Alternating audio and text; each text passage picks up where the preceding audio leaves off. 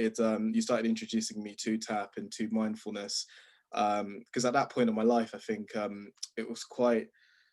So roll it back a little bit. I'm from a West African country called Guinea. I ran away from there because of political violence and poverty and all this stuff, coinciding with me having an eye condition called retinitis pigmentosa, which essentially means your eye condition chips away until eventually going completely blind.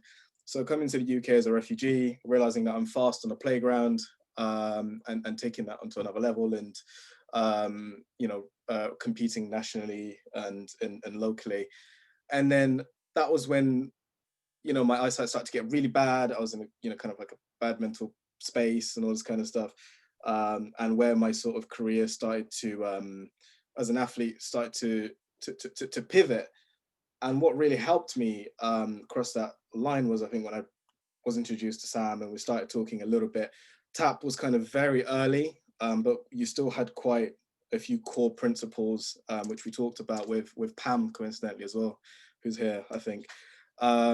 And Yeah. after we started talking, and after I started understanding a little bit about the tap mentality, was when I got called up to what was when I had one of my best ever years in sport and got called up to represent Great Britain in Brazil in the Junior Paralympics and won a gold medal, which I still think tap had a lot to do with, if not all to do with. And then, represented Great Britain some more in Dubai and in lots of international competitions. But also for me, I think when I look back, at my journey with tap, it's kind of been the philosophies I've taken on to do what I've been doing recently. And, I had a year-long mentoring experience with Lawrence, and we covered all the, philosophies in depth, and had some difficult conversations and some massive transformational moments while being a mentee of TAP. Was really the guiding force for where my life is today, to be able to, set up businesses and representing disabilities in not just sport, but in business and doing things on TV. So for me, I kind of took tap on to another level. I used it sort of like a lifestyle and not just as an athlete. Yes, it helped 100% in my sporting journey. It took me to winning gold medal and representing my country, to then saying, how can I implement this into my actual life and really take me forward. So that's kind of, my journey with TAP and sort of, I guess, a success story with the TAP philosophy.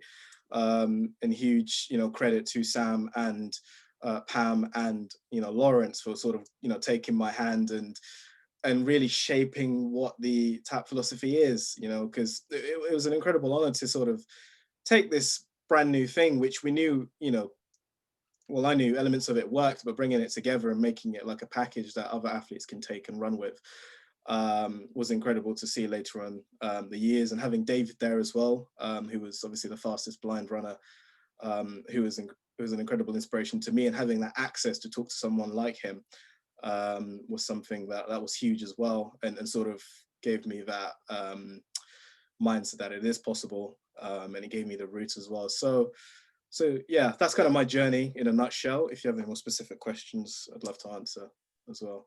Thank you, Sully. We're so thrilled that you are still with us, still part of the TAP family.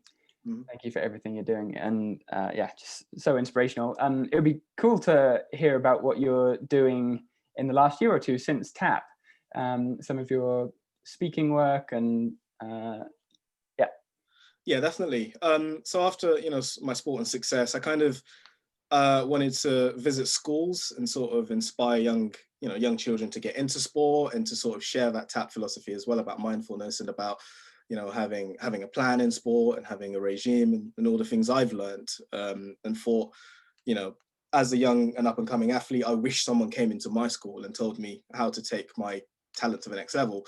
So that's kind of what I started doing. And up to this date, I've kind of visited 150 schools nationally, all the way from Scotland down to Devon. It's been quite an incredible experience, seeing young children, and even some of them reach out to me now on social media saying, I'm now a professional footballer because you visited my school, and all this kind of stuff. So that was an incredible journey. And then taking sort of my journey onto TV. So I signed up to do The Apprentice last year.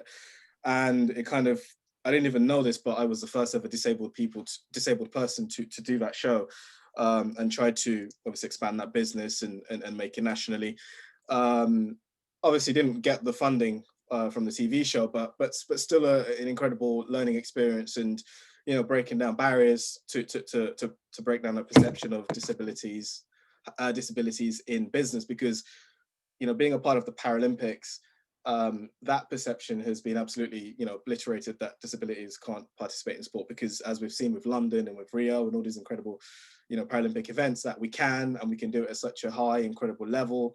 And now that public perception and awareness is at such a positive place now.